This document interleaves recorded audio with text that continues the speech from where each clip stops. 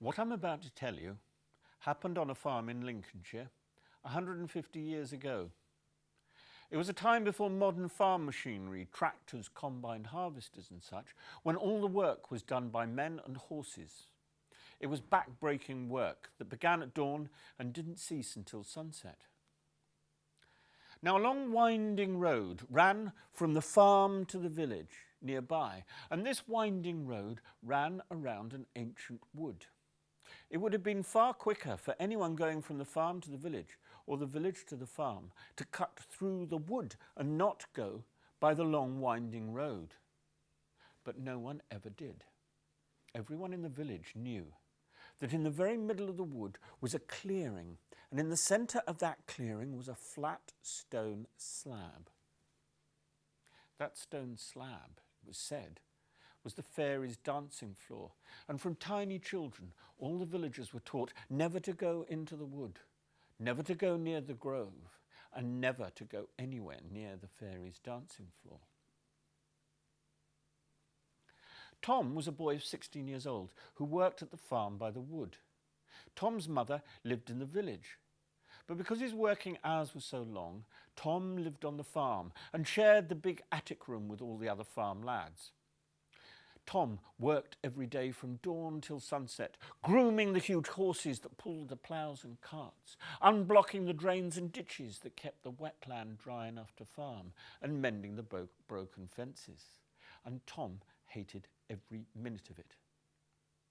The only day of the week that Tom didn't dread was Sunday, the one day in the week he didn't have to work. And every Sunday he went to the village to visit his mother, and she would cook him a lovely Sunday lunch. On this particular Sunday, Tom had gone to his mother's cottage as usual, and they'd gone to the morning service in the little church. After the service, they went back to the cottage, where there was a delicious mutton and vegetable stew waiting for them, with a steamed suet pudding to follow. After lunch, they both sat down to rest, and they both fell asleep. Tom was so tired after his hard week's work that he didn't wake up until he heard the church bells ringing to call the villagers to the evening service. "Oh no," cried Tom, jumping to his feet. "That means it must be nearly 6 o'clock. And if I'm not back on that farm by 6, at the very latest, that farmer's going to beat me." It was true. The farmer kept a blackthorn stick on a leather thong hanging from a nail on the back of the kitchen door to beat the boys with if their work was done badly or if they were late. So, saying a hurried goodbye to his mother, Tom ran out of the door of the cottage and up the lane that led to the long winding road that would take him back to the farm. But just as Tom reached the top of the lane, the church bells stopped ringing. "Oh no," thought Tom. "That means it's 6 o'clock and I'll be late for certain. If only there was a shortcut." And he looked across at the dark woods. Just at that moment, Tom couldn't imagine anything that might be in those woods. Could be worse than the farmer with his big, heavy stick. So, crossing himself and spitting on the ground for luck, Tom pushed his way into the woods. No one had been in those woods for 200 years. There were no pathways trodden between the trees. Branches and briars clutched at Tom's sleeves and tugged like small hands at the legs of his trousers as he ran. As he ran, Tom thought he could see shadows like watching figures between the trees.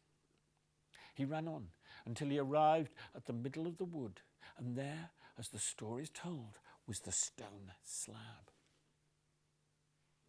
"Help me, help me."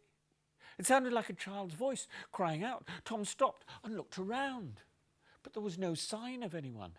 "Help me," cried the child again, louder this time. "Where are you?" called Tom. "I'm under here," replied the little voice. Tom realized the voice was coming from underneath the stone slab. "Help me, please, help me," begged the tiny voice. "I only lifted up the stone to look underneath, and while I was looking, it slipped and fell on me. It's so dark under here, and I'm so frightened. Won't someone please help me?" Tom ran over to the stone slab. He pushed his fingers into the soft soil around the edge, and with all his strength he heaved it up just enough to let out a little wizened, foul-smelling, gnome-like creature who blinked at the bright light and rubbed his eyes. Then the creature began to dance around Tom, and he began to sing a song that went like this: brown, brown, yellow and brown, I'm Yallery Brown. And he was too. His skin was yellow, and his hair was brown and hung down to his knees. Then he began to dance around Tom the other way, and as he danced he sang another little song. Work as you will, you'll never do well. Work as you might, you'll never get nowt. For harm and bad luck and Yallery Brown, you've let out yourself from under the stone. You've done me a great service, boy, said Yallery Brown, when he'd tired of dancing and singing. I've been under that stone for 200 years and you've let me out, and I'm grateful, very grateful. You've given me my heart's desire. So now I must do the same for you. Your world and my world, Tom, are two different places, and those two worlds have got to be kept in balance like the pans of a scale. You do me a good turn, so I must do the same for you. Understand? So, you tell me what you want most in life, and I must give it to you.